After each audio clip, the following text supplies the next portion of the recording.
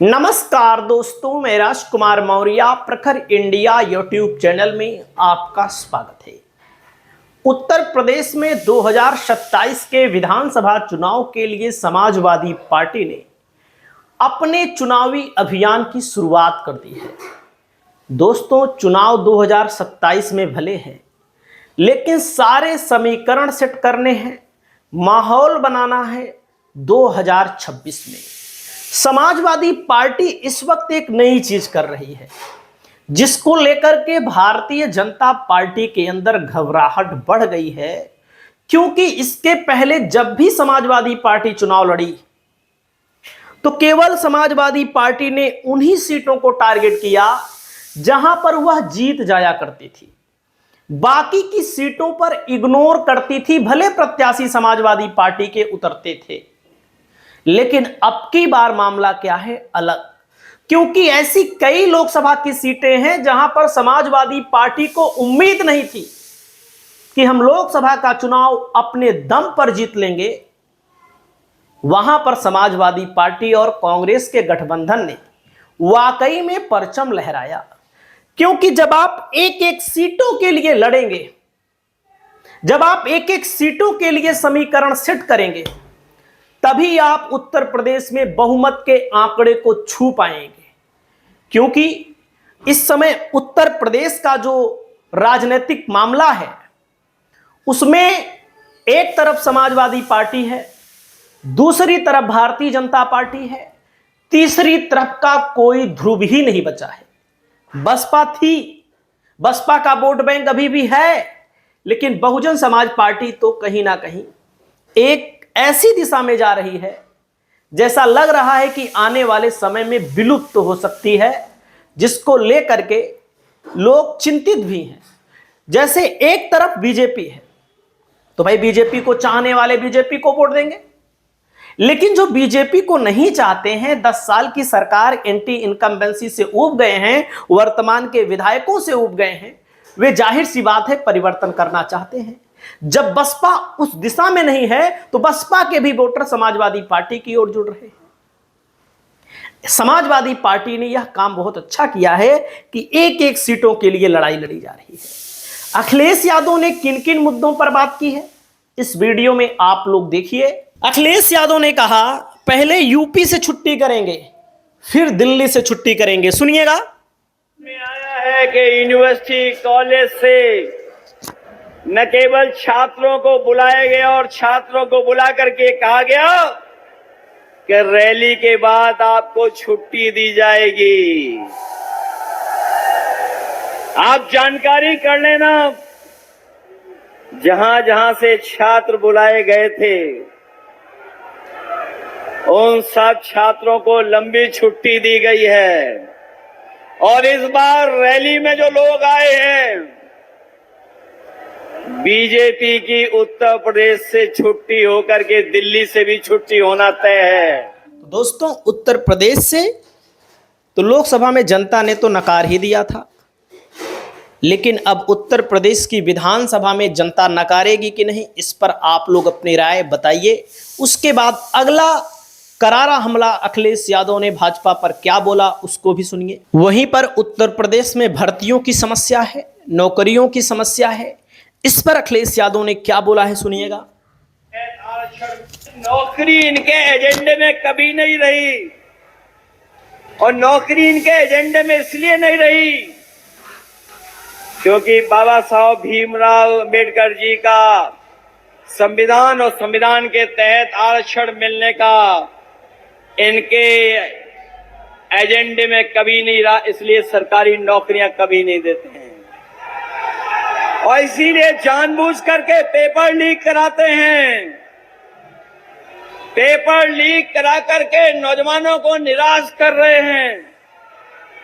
आने वाले समय में हम नौजवानों को कहना चाहते हैं, नौजवानों से संवाद करने के साथ साथ हम लोग भारतीय जनता पार्टी की वो भी पोल खोलेंगे कि कितने पेपर लीक हुए हैं। दोस्तों, पेपर लीक बहुत बड़ी समस्या है, नौकरी पेशा बहुत बड़ी समस्या है। क्योंकि जो लोग छोटी छोटी बचत करके अपने बच्चों को कमाए, पढ़ाए, उनके बच्चे अगर बेरोजगार घूम रहे हैं तो सरकार की सबसे बड़ी नाकामी है।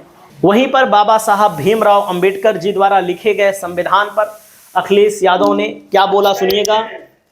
जिन्होंने बाबा साहेब भीमराव अंबेडकर जी के संविधान पर भरोसा नहीं है, शोषणकारियों के खिलाफ बाबा साहेब हमें कागज का ऐसा दस्तावेज देकर गए हैं जो लोहे की तलवार से ज्यादा मजबूत है। शायद इसलिए नेताजी ने जब अपनी पार्टी का नाम रखा था तो संविधान के प्रियम्बल में लिखे एक संवैधानिक मूल्य समाजवादी को ही चुना और हमेशा समाज की बराबरी उन्नति के लिए काम किया, जो आज भी हमारी प्रेरणा है। दोस्तों, जाहिर सी बात है कि बाबा साहब भीमराव अंबेडकर जी के संविधान से ही हमारे देश में लोगों को न्याय मिल रहा है, लोगों को नौकरियां मिल रही हैं। वहीं पर अखिलेश यादव ने कहा 5% लोग जो 95% लोग हैं उनका शोषण करके अधिकारों से वंचित करने का काम कर रहे हैं। सुनिएगा। समाज में जब लोग ये सोचें कि उनके साथ कोई नाइंसाफी, कोई अन्याय नहीं हो रहा है, तभी आपसी विश्वास जागेगा। अगर समाज में भावना रहेगी तो 5% बचतवादी लोगों के पास पैसों और राजनीति की वो ताकत है कि वो हर समाज के कमजोर को मिलाकर के बने 95% पीड़ित समाज का शोषण दोहन करते रहेंगे तो समाज में शांति कैसे आएगी, अपनापन कैसे जागेगा। देश तो देख सकते हैं अखिलेश यादव ने करारा हमला बोला है।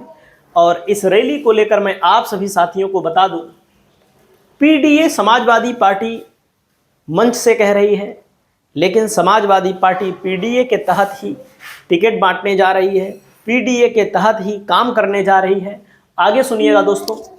जिसकी शुरुआत ये पीडीए केवल सामाजिक और मानसिक परिवर्तन लाने का हमारा बहुत बड़ा सकारात्मक आंदोलन है, जिसकी शुरुआत हम लोग आपसे करने जा रहे हैं, आपसे होगी।